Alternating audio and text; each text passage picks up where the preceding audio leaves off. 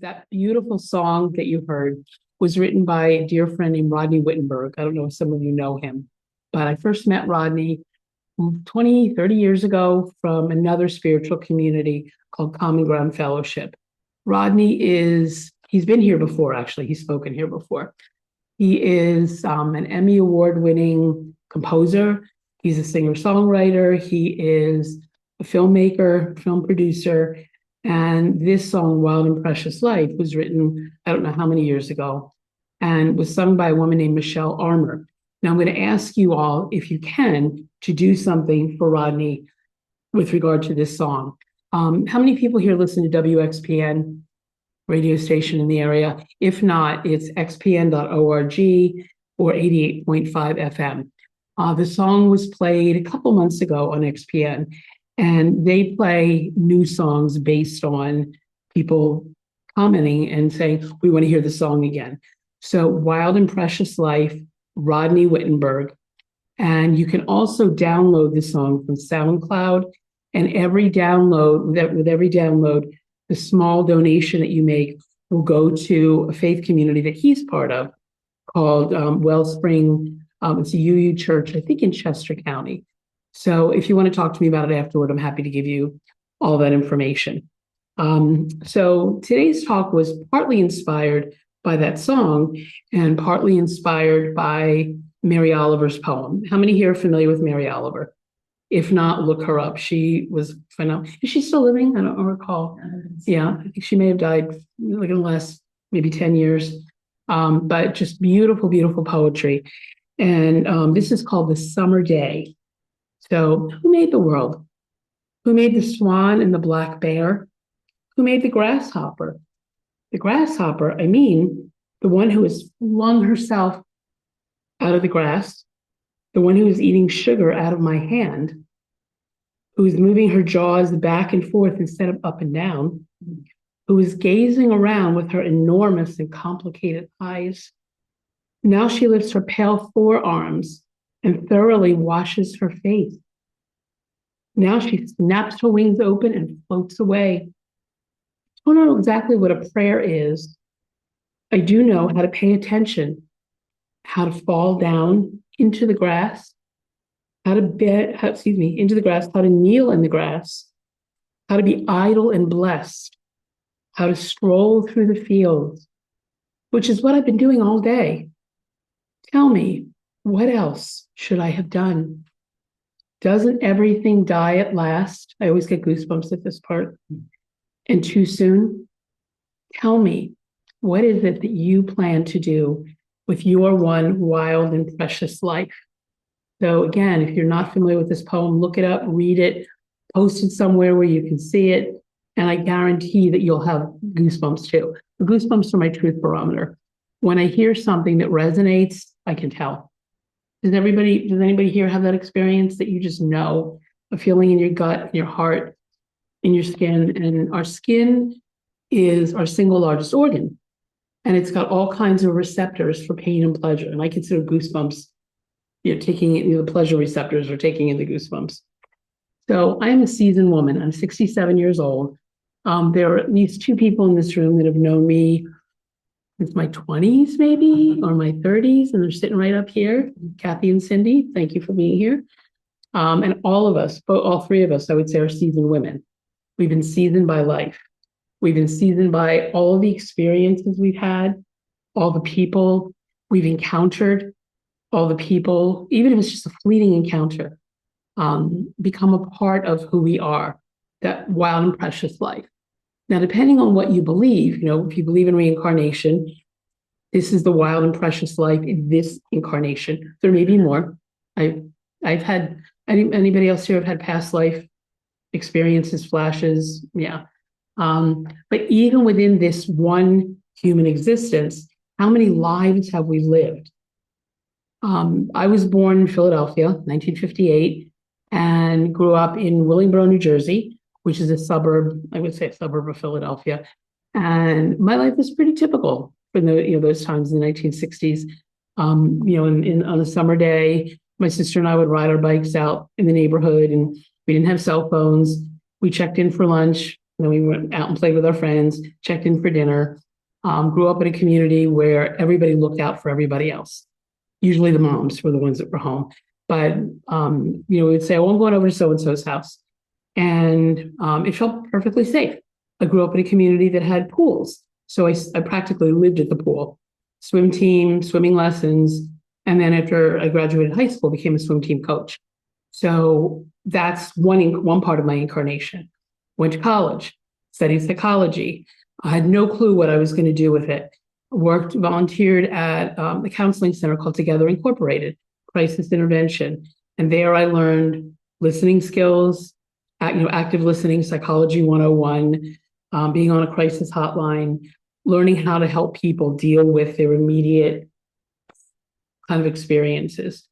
I was a novice. It was, I cut my teeth on it, but I had no clue what that would mean all these years later.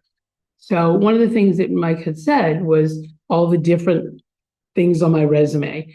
Those are all life experiences too. And every person in this room has had their own share of, I don't know if you want to call them resume items or accomplishments. Think about how each one of them shaped the person that you are now. So at 67, I have more days behind me than in front of me. I have a family that, had some longevity. I had an aunt that died at 103. My parents died in their 80s. I have no clue how long I'm going to be here, but I do my best every day to be consciously aware of the awesome opportunities that exist.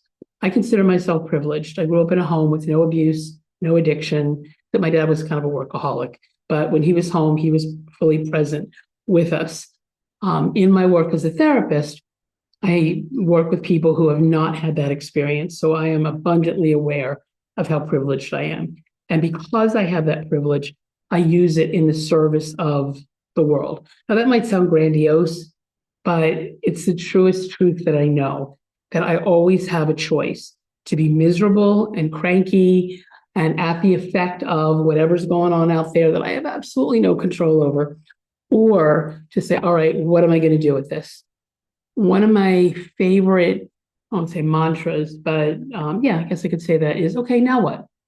I'm stuck in traffic. Now what? I can be grumpy. I can be like that. And when I talk to people who have road rage, I say, you know what? Staying angry about traffic isn't going to get you there any saner, sooner, or safer. So we all have those opportunities to take in what's going on around us and say, all right, what am I going to do with this? How am I going to create something better? Last week, I think it was, I was on my way to take care of my grandchildren, who are my two favorite people on the planet, as I tell them all the time. Lucy is 4, Dean is 6. And there are times when they are so high energy that they don't know how to deal with it. And I'm not a yeller by nature. The only times I yell at them is if they're doing something dangerous and I can't get to both of them at the same time to tell them to stop, to get them to stop. So I started breathing and I said, and you can use this mantra too, I am the calm center. Can you repeat it with me? I am the calm center in every experience and interaction. And I've been using that with my clients all week because some of them are not calm. Some of them are not in the present moment. They're back there in their traumas, and I totally understand that. So I am the calm center in every experience and interaction. I've been saying it in the shower. I've been saying it as I'm driving. I've been saying it throughout my head. I said it on the way over here a couple of times because I never know how I'm going to feel when I come up here to speak. So as someone who's 67, I sometimes bemoan what I can't do that I did in my 20s and 30s. I don't have the stamina. I don't have the flexibility or the energy to do all the things. God knows how I did them all, my 20s, 30s, 40s, and 50s. I do go to the gym 3 to 5 times a week. I walk through Doylestown. And one of the things that I do that Mike had mentioned is something called Hug Mobsters Armed with Love. I do free hugs. So I'm one of those goofy people that stands on street corners with a sign that offers strangers hugs. That's been one of my greatest joys, is to be able to connect heart to heart with people. In the past, since 2014, when I started doing this, I've hugged thousands of people all over the world. And so afterward, if anybody would like a hug, they're more than welcome. What else? The other thing was the TED Talk, which was about touch and about hugs. So when my 67-year-old brain is not able to do what my 27-year-old brain could do in terms of memory retention and recall, and I'm guessing you're pretty close to 27. 33. You're 33. Okay, well, you're probably the closest to 27 here. By the time you're my age, all of that stuff's going to be back there. But the problem isn't storage, it's retrieval. I have plenty of room for memories, but how do I pull it out? So Derek, treasure your 30s. Your 33-year-old brain. I think that's a good thing. Sure. So what I do is I give myself grace if I can't remember stuff. I don't know if you've heard the term can't remember, excuse my language, CRS syndrome, can't remember the other word, stuff, the other word for stuff with an HSH. I take a deep breath and I say, okay, I'm not going to force it. I'm not going to try to remember it. I'm going to let it go. And then all of a sudden, oh, there it is, right? So I've been doing this really fun exercise in the car. As cars are coming in the other direction and I see the logo on the front of the car, I'll say, oh, that's a Ford, that's a Jeep, that's what else? A Chevy, a Hyundai, a Subaru, which is what I'm driving now, which is really fun. So that's a cool exercise, is jogging your memory, jogging your brain with even though that's not going to, unless you're doing a trivia contest, it's not going to matter the names of cars. But it's a way of disciplining my brain to remember things. Song lyrics. Does anybody here have a good memory with regard to song lyrics? Now you do, Kathy, you do. Okay. Now I can hear, my husband used to say that I had a phonographic memory. I could remember the lyrics to every song I ever heard. It's harder now, but if I hear a prompt, then I can say, oh, that's that song, and I'll sing along with it. So that's helpful. What else about that? And I used to travel and teach a whole lot more than I'm doing now. Visiting family and friends. We have a road warrior here, Cindy, that travels all the time. How many days out of the year do you think you're on the road? A lot. I mean, you seem like you're on the road visiting sacred sites. And Cindy spoke here 2 weeks ago. Yeah. I'm sorry I missed it. I have to watch it online. But I admire that ability that you have to just say, okay, I'm going to pack up my car. I have this in mind, but I'm going to, travel off the beaten path sometimes too. And I admire people that have skills and abilities that I don't have. So I think that, that's absolutely remarkable. These days, I stay much closer to home. Now, for me, and probably for a lot of you, the pandemic put a crimp on some of my out there in the world activities. I used to envision my work being on what I call the big stage. And in another incarnation in my life, I was the publisher of a magazine called Visions, had to do with holistic health and wellness. And I interviewed a lot of the movers and shakers that most of you would be familiar with in the metaphysical, spiritual, holistic realms. And I wanted to be just like them. And I thought that by proximity, I could become that. Now, also, probably a lot of you are aware that many of the spiritual teachers that we put on pedestals have gotten knocked off because of their lack of integrity, because of taking advantage of their students and their audiences.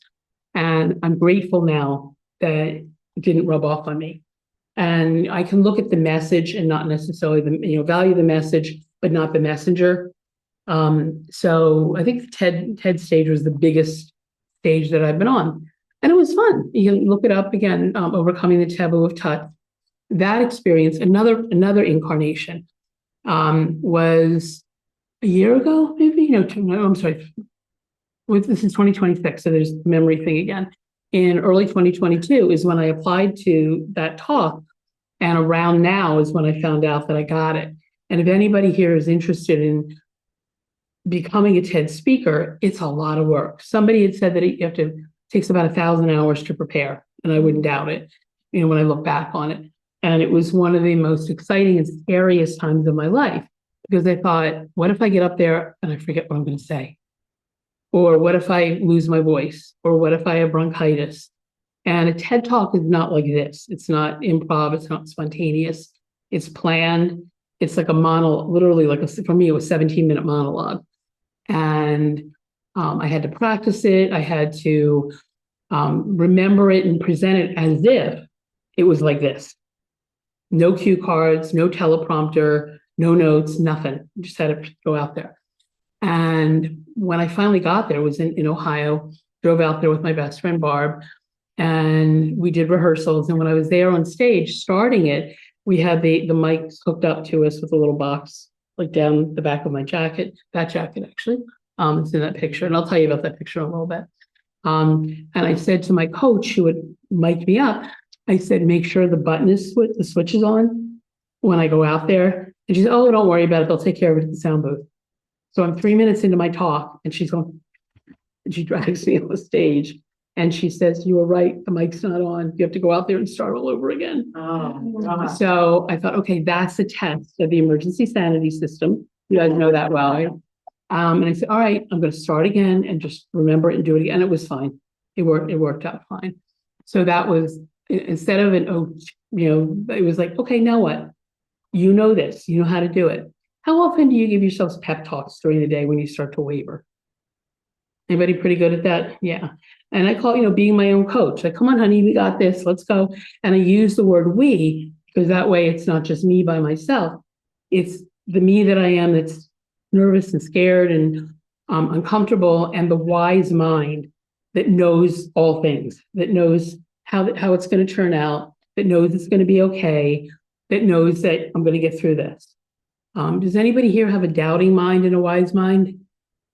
I have a judging mind. A judging mind. Okay. So yeah, how many of us have judging minds? Like, oh God, you did it again. How come you can't get it right? What's wrong with you? You know better. Okay. Those of us who are in the helping profession. How many people in the helping professions in one way or another? Yeah. Okay. You should know better. You're a therapist. Come on. Pull it together, woman. That's not a very kind way to talk to ourselves. Right. And if you keep falling into the same hole again and again, you can get out of it quickly. In the recovery, in 12-step, they talk about the autobiography in 5 chapters. Anybody here know that? Walking down the street, big hole in the sidewalk, I fall in the hole. And this is paraphrasing. Fall in the hole. Oh my God, how did I get here? It's not my fault. Why do I have to be here? I finally get out. Chapter 2, walking down the street, big hole in the sidewalk. I fall in, I look around, think, wow, this is familiar. But it's still not my fault. It's their fault. And how come this? And it's not fair. And I got a rough start. Takes me a long time, but I still get out. Chapter 3, walking down the street, big hole in the sidewalk. I fall in, I look around, I think, okay, I know how I got here. I know what to do to get out. I get right out. Chapter 4, walking down the street, big hole in the sidewalk. I fall in. Oh, no, I'm sorry. Chapter 4, walking down the street, big hole in the sidewalk. I walk around the hole. Chapter 5, I walk down another street. And that's where change comes into play. We do things so automatically without thinking about the consequences. I was talking to a client the other day, and I do work with folks in recovery. And this person is a nurse and dispenses medication. I said, and she's got like 8 years clean. And I said, do you ever get tempted? She said, no, because I know how the story ends. I walk myself through it in my head. I don't want my story to look like that. So think about in your wild and precious life, the story that has been created for you, that you had no control over. If you didn't have the privileged kind of life that I did as a child, you can still rewrite the narrative. You could say, yes, and this happened in my life, but I don't have to let it define me. I don't have to let it limit me. I can take it from here and create what I want. Back in the 1980s, 90s, when I started studying metaphysics, we were taught, oh, you could change your life. It's just easy, just like that. It's simple, but it's not easy. Somebody said that to me recently. Change is simple, but not easy. And I had to sit with that a little bit. Okay, something is simple. A candle. We know that that's a candle. If you know how to light a match or lighter, you know how to light that. But if somebody asks you to explain how that stays lit, it might not be so easy, but it's doable because you've done it. Any decision that you make in your life about how you want your life to be, you've got the roadmap. If you've done something, you already know how to do it.